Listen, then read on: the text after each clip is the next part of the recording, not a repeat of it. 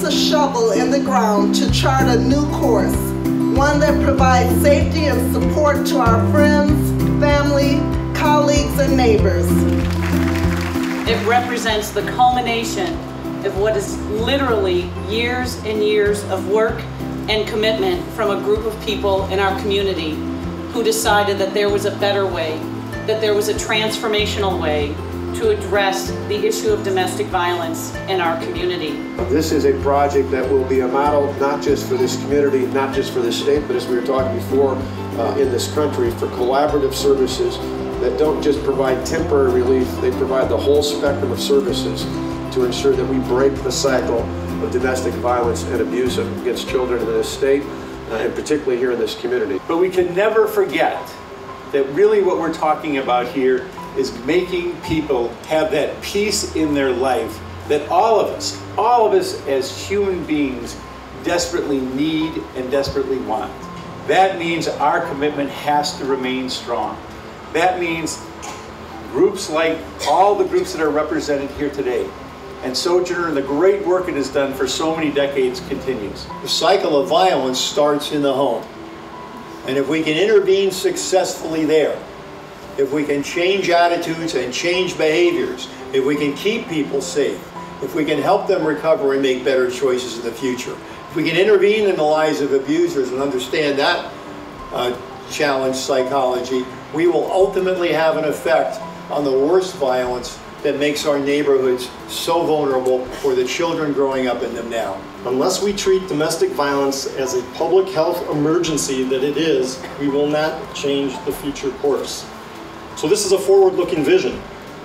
The model here builds on the understanding that public safety, public health, public education, and community development are also deeply connected, that we cannot succeed in moving forward as a community without thoughtfully combining all of those systems in one strategic vision.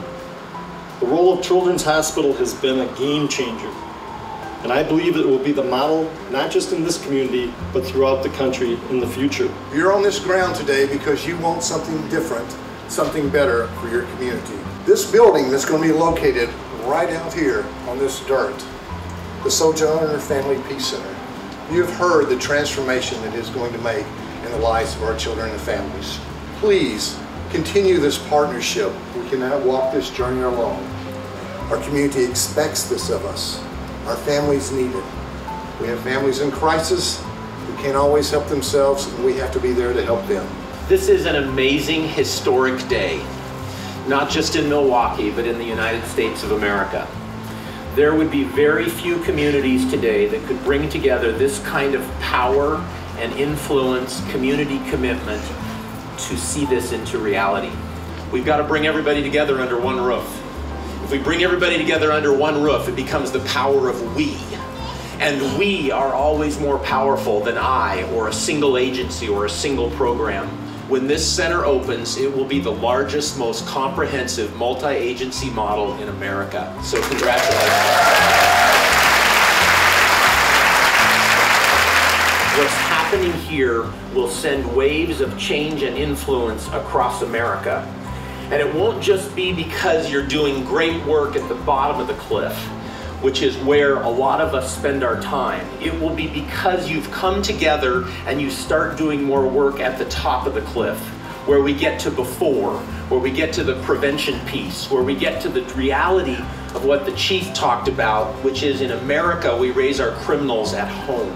Children's Hospital, one of the leading children's hospitals in America, coming into this model with the Family Peace Center is going to change the game.